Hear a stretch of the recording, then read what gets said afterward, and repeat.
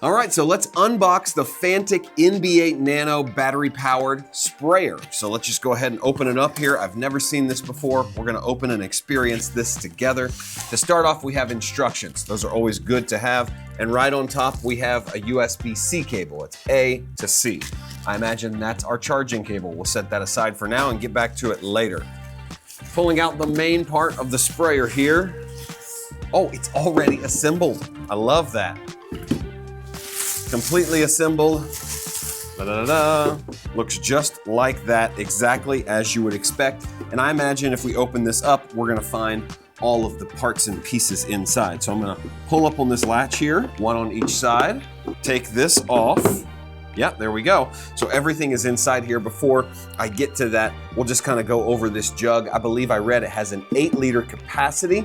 This is what you fill with whatever liquid you're gonna be spraying. So just take a quick look at the lid here. It's nice and easy to take off. It goes down tight, no problems there. And the mouth is large, so you can spray a water hose or anything else in there without spilling. You've got this nice flexible rubber holder for the lid that attaches it to the tank itself. Really nice. Put that back on, and you have a handle on top, which is gonna act as your handle for the sprayer altogether, not just the tank. So you can transport this to a water spigot or something to fill, take it back to the sprayer, put it down. And then below, you're gonna see this gasket area. This, once placed on the base, is going to allow all your liquid to spray out through the nozzle, but it's not going to allow it to leak out when you're transporting it. So this is the tank itself. Nothing else really to look at. Inside the base, we have covered up our little handle.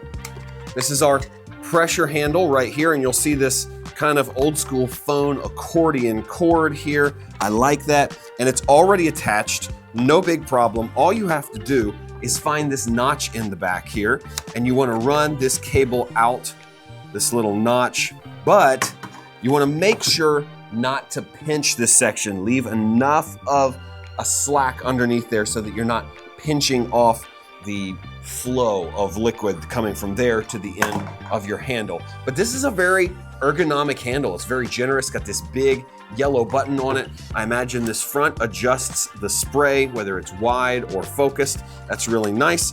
And then you'll get a look here at the bottom. It's got some instructions for you. It nicely says it is incorrect for you to leave a bunch of loop down here. It is correct for you to simply come out this hole straight without kinking this cord. That is very important. So if we place this back on here, this also has a little indent in this corner that is supposed to correspond with where the handle cord is leaving. So if you put it in backwards, you can see that would kink the cord, would not allow it to go down. Flip it over correctly, and you'll see this little indentation here meets up with the indentation for the hose. That's really important.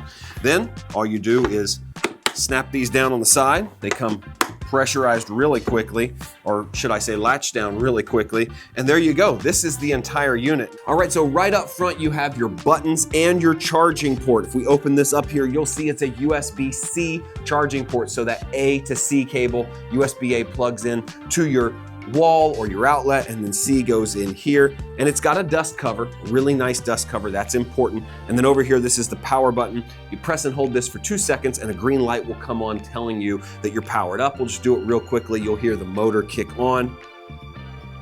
There we go, it's kicked on. And then when you're done, hold it for 2 seconds again, turns it off. And that's gonna be the motor that actually gets this nozzle spraying everywhere. It doesn't have to pressurize the tank. It's using a pump and a motor down below. So really ingenious little product. So let's take it out there in the real world and test it out. All right, so now we're outside for some real world testing. We're here at the hose. I've got the power sprayer here. We're just gonna take off the top, fill this up, and go ahead and test it out, see how it works in a couple different applications. So let me just make sure I've got my nozzle set correctly. There we go. Okay, we're almost to the fill line. We'll call that full here. Put our hose aside, place our top back on. I really like this little attachment to the top so it can't run away. That's the worst thing when you can't find a lid that you just took off. And now, we're simply gonna press the button here, hold it for 2 seconds, it'll turn on the little motor inside the little pump, and that'll activate our sprayer. So here we go.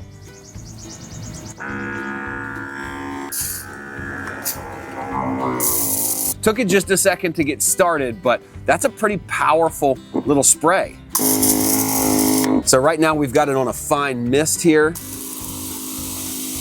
But then if we adjust the nozzle, I think we can go to more focused spray if we need to. Yeah.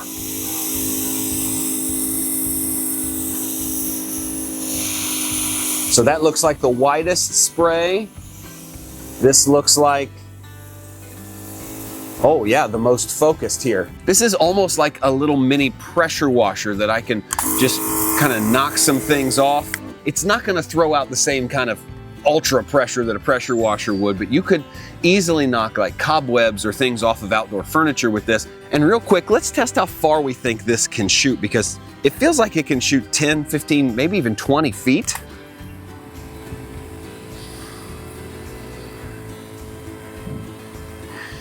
Okay, it's hard to tell on video, but I would call that at least 10 feet, probably more like 15.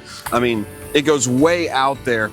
All right, so I see a great application for this in the garden here. We've got plants everywhere. Maybe you just want to hit one specific plant that's really far away. I mean, look how far this sprays. I'm gonna say 10 to 15 feet maximum. You can get plants way over here, plants way over there. When you want to get a plant closer, just adjust your nozzle for a little more fine mist. You can get these plants right here. I would say A+ for garden use. Or you could also use it to clean off your vehicle. If you go through and do some mudding, just some wheel cleaning here. It's got a nice strong stream that just allows you to kind of wash things off quickly. This is really handy for those of you that travel and need to maybe wash things off quickly at like an RV park. This would be a great way to wash your wheels, which is something RVers do a lot. This part of the deck looks like it needs a good cleaning.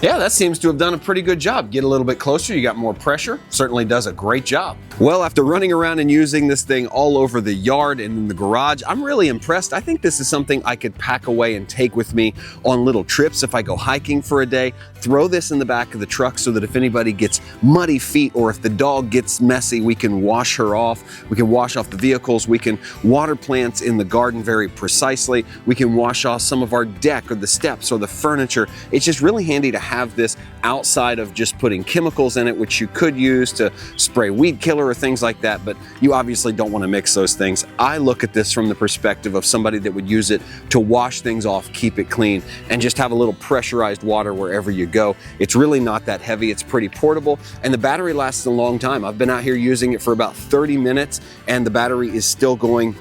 In fact, still showing green right here.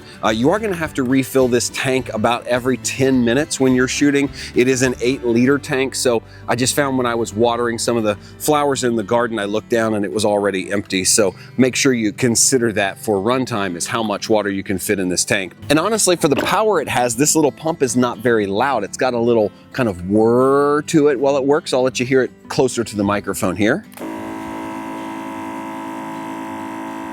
But when you're holding it down here at your side or setting it on the ground and it's not right next to your ear, it's not that loud. And one of my only complaints about the unit is this cord. I think that I would rather have a straight cord. It just seems to kind of bind up like this, make a little rat's nest. You're constantly kind of uncurling it, things like that. It wouldn't happen if it wasn't a curl cue design on the cord, but I don't think that's a huge deal. It does help to keep it kind of nice and tidy to the tank and the pump, but I wish it was a straight cord. That way the hose wouldn't get kinked up as often. And my final note about the pump is that I wish there was a place for us to kind of hang this handle. I've stuck it up underneath here. That seems to do the job. It's not really intended to go up there, but I don't want that handle just kind of like hanging down here. The tip could get busted or something could happen to it. I just wish there was a little clip or something it would attach right here on the back, nice and clean, and I would have a place to go. So for now, I'm gonna do this. You can do that as well, but I think that's a good workaround for the only other problem that I found with this pump.